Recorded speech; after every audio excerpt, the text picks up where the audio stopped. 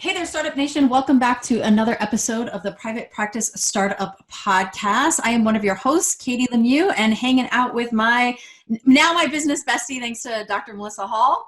Yes, I was going to say it if you didn't. Business bestie, aka BP for business partner. Yep, I'm Dr. Kate Campbell. Hey, everybody. And if this is your first time joining us, we want to welcome you. You are our VIP guest. We're rolling out the red carpet and welcome to the Startup Nation family. If you missed last week's show with Dr. Melissa Hall, we talked about how to write your notes better, get them done, really time mastery, and more importantly, forming like a relationship with your notes in good clinical practice. So if you're a therapist, you're writing notes. And if you're a therapist, some of you struggle with writing notes and getting those done. So you'll definitely want to make sure that you check out that podcast for sure. And if you are part of the Startup Nation family, we want to say thank you for being a loyal listener. For those of our friends who are new to our Startup Nation family, our family members now, we have a special gift for you. That is our A to Z cheat sheet, the essentials for building and growing your dream practice. Included in that is 5 days worth of practice building tips, tricks, ninja tips, if you've listened to the podcast, and advice. So you're really going to want to check out those emails and information. They're great and full of stuff, but we definitely want to recommend that you take action on those things. So today we have a very special guest, a long time coming. Our special guest today is Dr. Keely Combs. They're going to be talking to us and you today about avoiding ethical mishaps on social media. So we've known about Dr. Combs for quite a while, and we reference their work a lot when we talk about our paperwork webinar. And they're going to be talking to us all about social media policies, how to protect ourselves, and how to protect our clients. So welcome, Keely. Hi, it's good to be here. Good to have you. Finally, right? Yes. I was looking at our emails back and forth, and that was back last year when we were going through Hurricane Irma in September of 2017. Yes. Yeah. Ooh, what a whirlwind. Just a little time to reorient. Exactly. So before we get into today's topic, let's just take a quick break for our sponsor. Yes, today's sponsor for our episode is Therapy Notes. When it comes to keeping your practice organized, you want to have software that's not only simple, but the best. We highly recommend Therapy Notes. Their platform lets you manage notes, claims, scheduling, and more. Plus, they offer amazing unlimited phone and email support. So when you have a question or you're stuck with something, they're really there to help.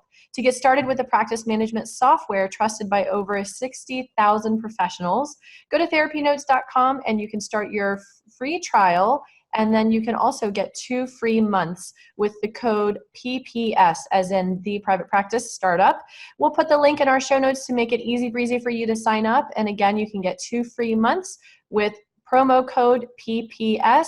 And to get more information and really listen into the user experience of Therapy Notes, listen to podcast episode 54 with Brad Pliner, where we really explored all the ins and outs of their amazing EHR. So make sure to check that out.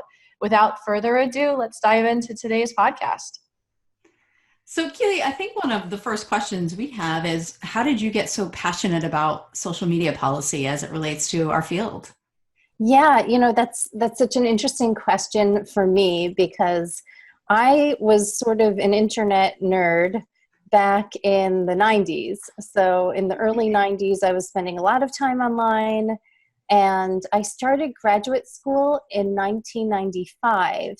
And I was the student who would be asking the administrative assistant when I got into school, hey, can I sit at your computer and check my email? Because I wasn't carrying a laptop to school back then.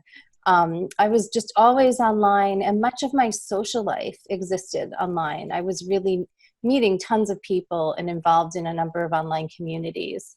So that was kind of like a separate identity from my psychologist identity. And I remember when I worked at Stanford University, I was doing my postdoc there in 2004.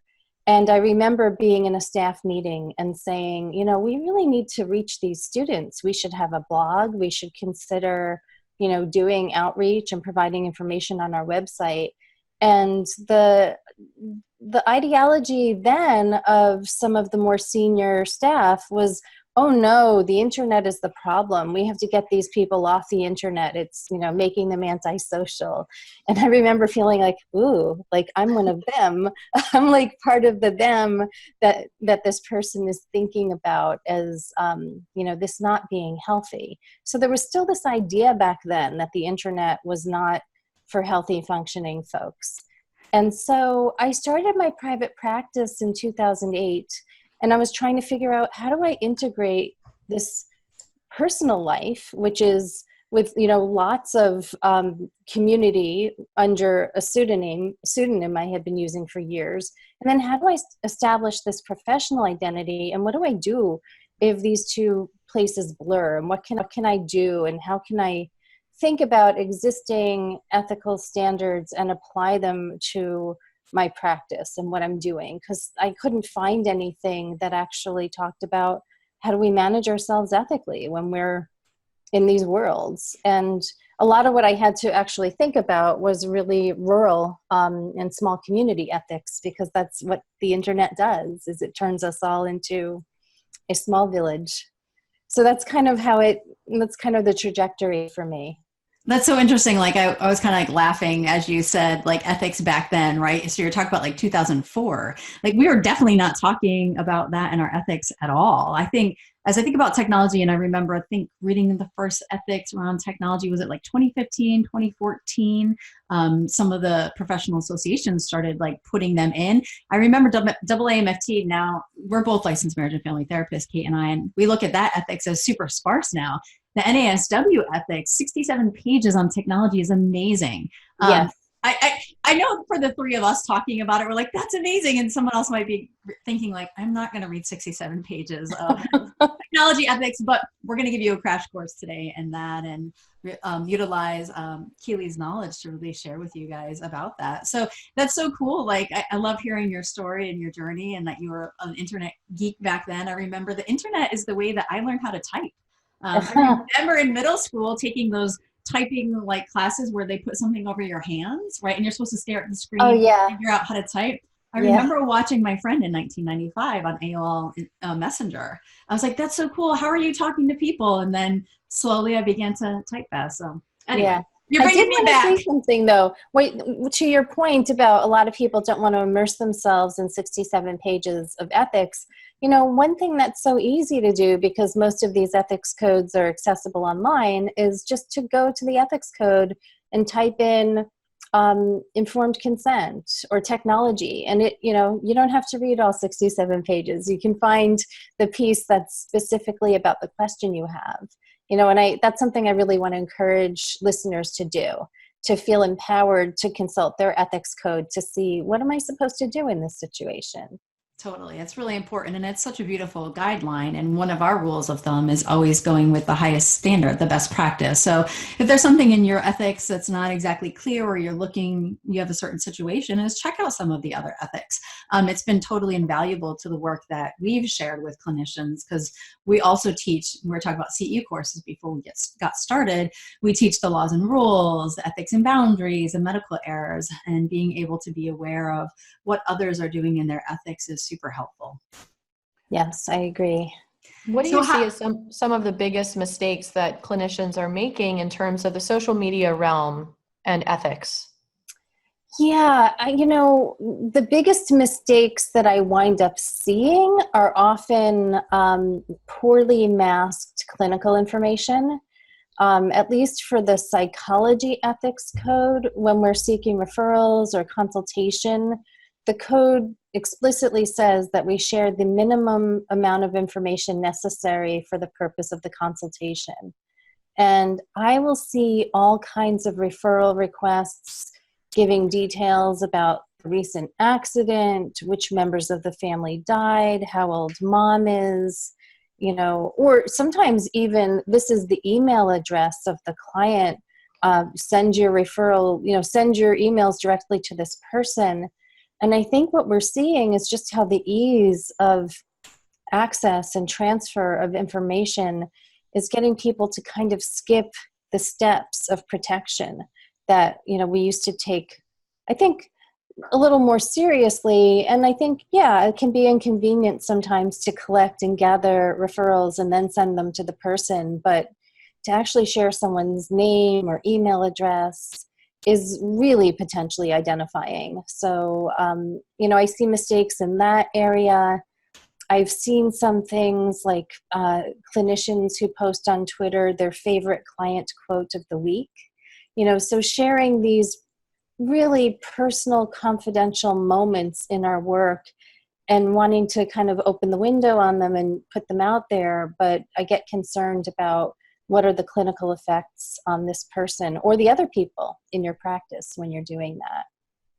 Gotcha. And so when you were talking about like realizing the internet makes things really like small, were there certain situations that you came across that made you kind of think about this more, like how you were navigating all of that? Certainly. A few things that happened early on were like I would be on Twitter and I would see that one of my friends would retweet somebody and I would realize, oh, that's my client, and I would notice that urge to kind of click, because this is what the internet invites us to do, is to be curious and click on things and go down on a whole rabbit hole of information. And, the next thing you know, you're buying something you never needed. but, True. but, it was like having to kind of check my impulse to be curious and click and realize, wait a minute, this is someone who I'm seeing professionally. What would it mean if I get this information? And then I started talking to my friends and saying, do you Google your clients? Like sometimes I'm curious about it, but it seems like it would be a violation, but why? Why would it be? So it was situations like that, where I would find myself in my hand hovering above the trackpad thinking, this seems like something that requires more thought. So, and, maybe thinking about ethics and thinking about the relationship. And why would I not do what I might do in my off therapy hours in a different type of relationship? So it was kind of catching myself. Yeah, that's so true because when we have that curiosity, it is so easy to explore things. And when someone shares a referral or, the first thing we do is we go online and we look it up. We type in the name, we look it up, we see what pops up. For me, I have a lot of professional athletes that will come to my practice or high profile clients. And the natural curiosity is to, let me go look. But I, always have a very firm boundary there with myself because that would transform my relationship with them and could leave me with biases or assumptions or just having more information that I don't need to have. So as easy as it is to go and just hop on and find all sorts of information, I have to be really firm with myself there. Yeah. And one thing I do want to say, because I actually did research on clients searching for their therapist information online and therapists searching for their clients' information online. And the range of reasons why clinicians endorsed doing it were really diverse and interesting and sometimes made a whole lot of sense. For example, people who were working with violent offenders and wanted to see if they would feel safe working with this person. Or I heard from people who had kids in school, so they would go on Facebook and see if the child was friends with their child to avoid entering into a multiple relationship. So there are certain times when it may actually be relevant to do a Google search. But what I came to in my social media policy, and we're now seeing statements like this in the American Counseling Association's ethics code and the National Association for Social Workers ethics codes, are that, this is something that it should be part of informed consent. If this is your practice, let your clients know it's your practice. It shouldn't be a secretive thing. It should be something that's done with knowledge and potentially collaboratively. I like how you incorporate that because it's there. People are going to do it. And I know you're talking about like protecting client information, even in an email, even though we might suggest to clients like, hey, don't text me or email me. They just naturally do because that's just the way of the world, right? So it's being able to be mindful at the same time, understanding our own model, our own style, and then assuring that we're protecting them the best that we can and inviting them to protect themselves. I think if I remember reading in part of your social media policies, you definitely recommend to clients not to follow or comment or things like that, and also not to be upset when you don't respond. Something Right. like that. Am I kind of hitting on it? You will obviously. Yeah, and what you're making me think of too is the intersection of the legal with the ethical and the clinical, because what I will tell my clients is, you can opt to send me an email, but please be aware that anything you send me via email becomes a part of your legal record. Yep. That includes if you want to forward me an exchange that you had with someone else and you want my opinion on it. Once it's sent to me, if the notes were to, if I had a court order to release the notes, that's part of the legal record. So if you want to share that material with me, it may be better just to hand me your phone or to print it out at home and bring it in, and then I'll give it back to you. It's not kind of in the system already as something that is now part of your medical record. Mm-hmm. So that's something that I will talk to people about. And certainly, people share all kinds of things. And there is, clients have autonomy and they can make choices to do that. But I'd like them to know what are the consequences of these choices. Right. Right. So share with us a little bit more about the social media policy and or information that you have found that's been helpful as we continue to progress in this area in our field. Yeah. So I wrote the social media policy in maybe January 2010.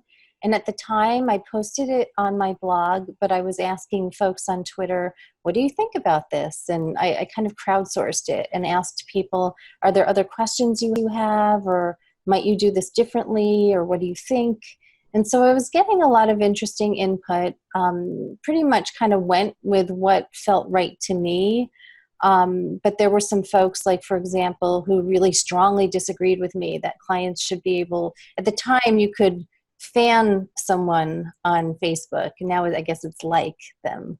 But, I was having problems with the terminology and what it meant for the therapy relationship. So when I published it, there were certain things that were not standard, but just were my interpretation of my ethics code and how it meant I should conduct myself. And so some things that really surprised me were, one, how much it took off, because I have heard from people in England and Australia who have adapted my code. I've heard of someone who's a massage therapist in another country who used it and kind of felt like it was helpful for her practice. So the other thing that's been interesting is seeing how some of the ethics codes have changed to kind of mirror some of the things I was thinking. Now, one example of this is I really advocated at the beginning a separating of your personal and professional online identities. And I've kind of come more to the middle of the road on that now, because I feel like, some of us do work in small communities and it's just not feasible to have this is me, being a psychologist, and this is me, going to my dinner group on Friday. But I think it may be the American Counseling Association. I can double check that for you. But there is one ethics code that specifically says you should make two separate, clearly distinguishable identities for your personal and professional life. And I thought that was kind of heavy-handed and intense for an ethics code to tell people to do that. Whereas I feel more now, for most people, it's a personal choice. What works for you in your practice and your life and your integrated identity. Right. And a lot of that also has to do with really our transparent communication with our clients around all of this, right? And especially if you are in a small community. I think one of my interns, he was Orthodox Jewish. So he lived and worked in his community, and his community knew him, and vice versa. And he also got referrals from his community. So how do you navigate those dual relationships physically, but then also online? And the other cool thing, and this is what Kate and I love talking about, is marketing and branding. Therapists, when we think therapy back then, whatever that was, it was more like the Freud style therapy, right? Someone's psychoanalyzing you, you're talking, they're listening, but it's not that. And so many therapists are really just bringing themselves into the therapy room, and they have a personal brand and style, which is often a nice marriage between who they are personally, but also professionally. We don't have that black and white rigid wall anymore. Like, okay, I'm the therapist, you're the client. So there are so many different places that it's potentially difficult to navigate, but I think having those open conversations, I guess understanding your own beliefs and stuff around that, and then conversing with your clients. How do you kind of bring this into the therapy room with your clients? What's the conversation? Yeah. And, I love the, that this question is kind of grounded and sort of, or started with a question about multiple relationships, because I actually find the multiple relationships section of the ethics code, that's probably the place I geek out the most. We use that terminology all the time. Yes, we do. I geek out on multiple relationships because it really requires us to think carefully. It also invites us to engage our paranoid selves a little bit. But, the ethics codes never say avoid all multiple relationships. What they do is they invite us to consider whether this particular multiple relationship could impair our objectivity and our ability to perform our primary role as a psychologist, or can it lead to the exploitation of the other person? And if the answer for those questions is no, then, we can document that we have considered these issues and, are aware of this multiple relationship and are moving ahead. So an example of how this comes up in my practice, that's been really kind of, it was tricky and surprising for me when it started happening, but I work with a lot of folks who practice consensual non-monogamy. And so it is not uncommon that I will get a referral, maybe a couple wants to come in and talk about the issues going on in their relationship. And then I find out that they were referred by one of their partners who saw me for individual therapy. And so, I have to think, okay, one of these people, or maybe both of them, are in a very close relationship with someone who I am seeing in individual therapy. And I can't violate anyone's confidentiality. But I have had, I've had a partner say, well, it was her boyfriend who referred us to you, and I'm not sure how I feel about that.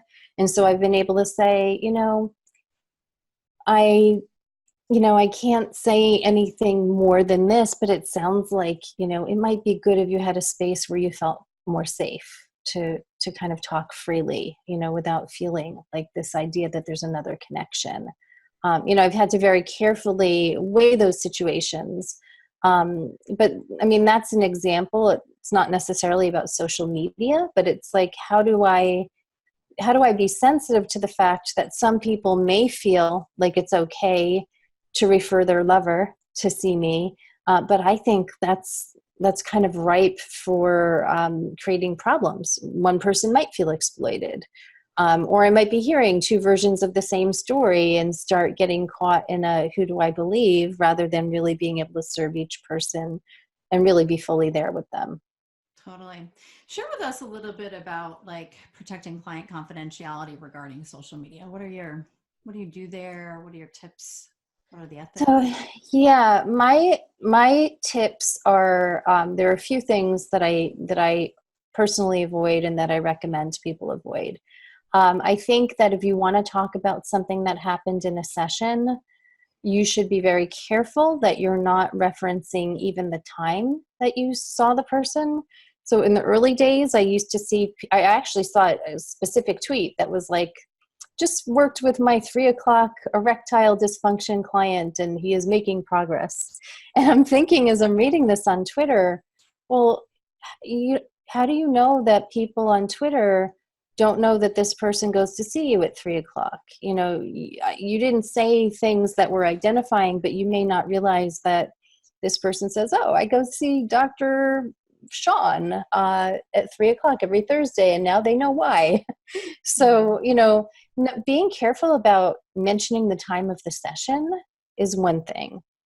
Making sure, one of my rules is make sure that the client themselves could not identify themselves by anything you're sharing. If you're blogging or tweeting or just posting a status update, are you taking care that you are protecting the identity enough that someone won't read that and think, oh, they're talking about me?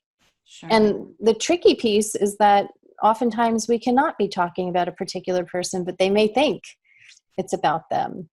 Right. So there have been times where I've published articles and I've done composite cases, but if it's enough of a theme that was very active in someone's therapy, even if I've done a composite case, I've brought the writing to the client and said, this is not about you.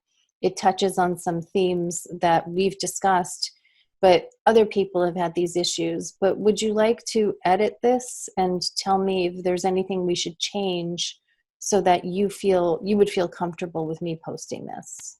Very So, cool. I like and that. you know, I feel like I have to be very careful about that because it feels a little bit like, you know, this is my agenda, you know, to bring something in like that. But I feel like that to me is worth taking a little time and doing it rather than have a client come to me later and say, you posted my issue on your blog. Why would you do that? Right. So, Right. And share with us a little bit about like navigating testimonials and reviews, like a spontaneous review from a client, not solicited. Like, how do you talk to clients about that, and what do you recommend? yeah, so I do have a statement. It's actually on my Yelp page and on in my social media policy, just making it clear that finding me on a site is not my request for a review. Every ethics code I'm aware of prohibits soliciting testimonials from current clients. Some do not make a distinction about former clients. Most don't. It's people under undue influence. So I sort of don't ask for a testimonial. It says on my Yelp page that because I care about people's privacy and it's against my ethics code, my presence here is not a request for this, and it's my hope that you can share any feedback that you have about our work, positive or negative, with me directly. And also, if you feel like I've done something egregious, you know, there's a board of psychology that's set up to protect consumers. So I give that information. I have yet to receive an unsolicited review. I also created a product called Getting Better, which was meant to try and fill in the gaps of what I thought these consumer review sites were missing. So I have people opt into whether they want to receive this when therapy is over. And it asks questions that I created based on 145 psychotherapy patients saying what they wished they could find on a Yelp review that's not there. So I've been collecting my own data, and it promises that any text testimonial like things that are in there that I won't publish, I'll just keep that to myself. The tricky thing is that I get consultation calls most often from people who have received a review and it's a negative one and they don't know what to do about it. Right. So I kind of went the preemptive route of like, I'm worried about this and I want to not get a negative review or not have a client feel they have to defend me and write a positive review, because I've seen some of that when I look on Yelp.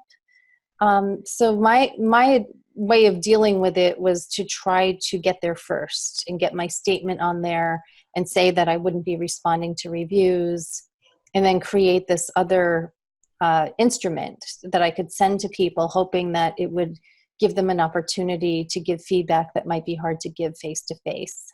Nice. I really love the style that you've created. And, I'm always not curious, but I'm always fascinated because therapists really put their therapeutic spin on these types of things that sometimes feel like very rigid and unflexible.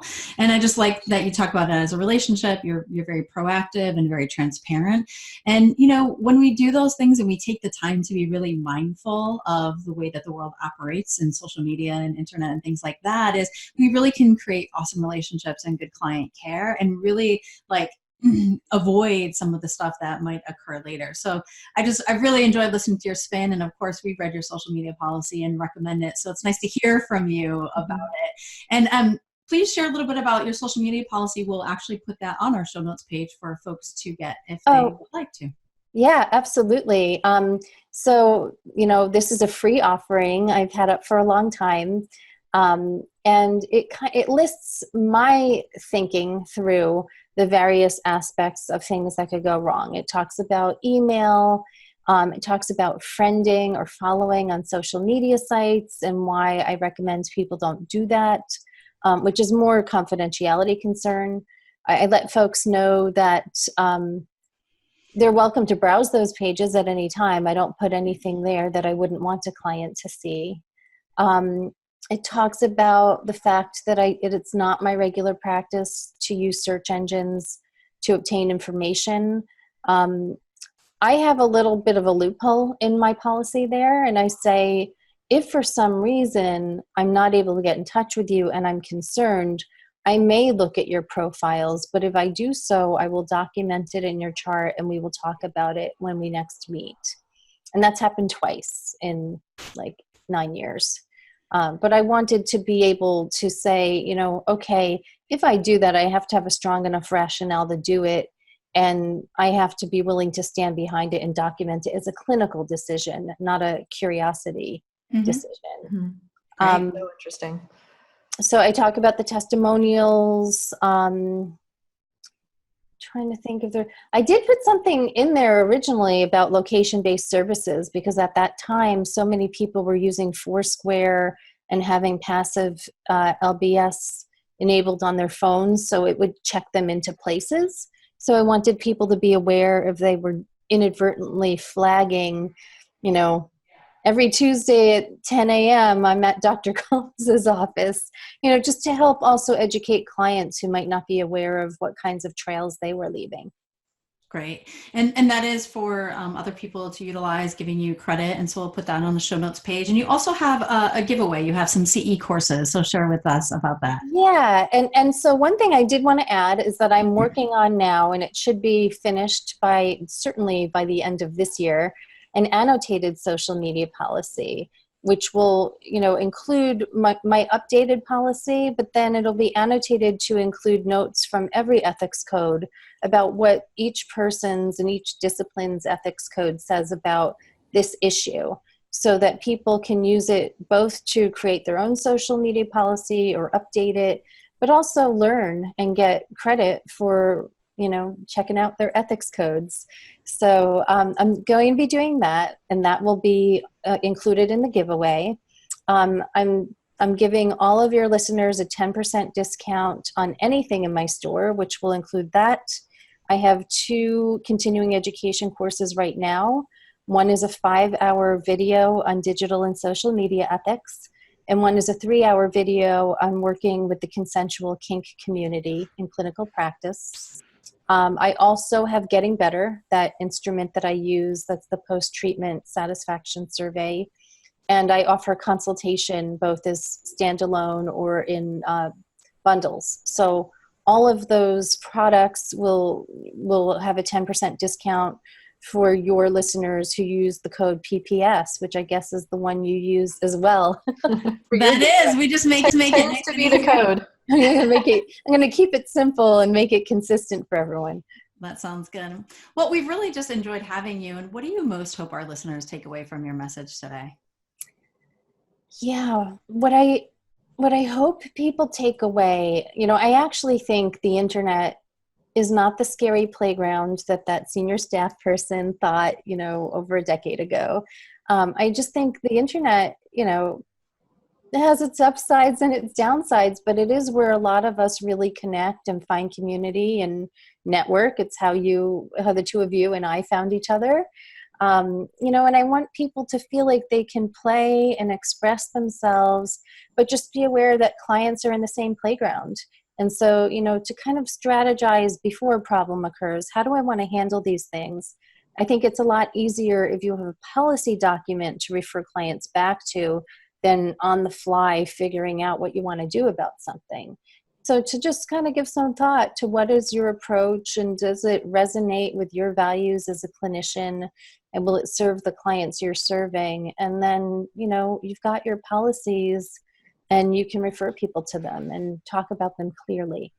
Great. And you just kind of like highlight what we believe is that like paperwork really should be about a conversation, and this conversation in the relationship. And this is just another one of those conversations around social media. Mm-hmm. So Keely, thank you so much for joining us today. And we're finally glad we're able to come full circle within the year and get you on the podcast.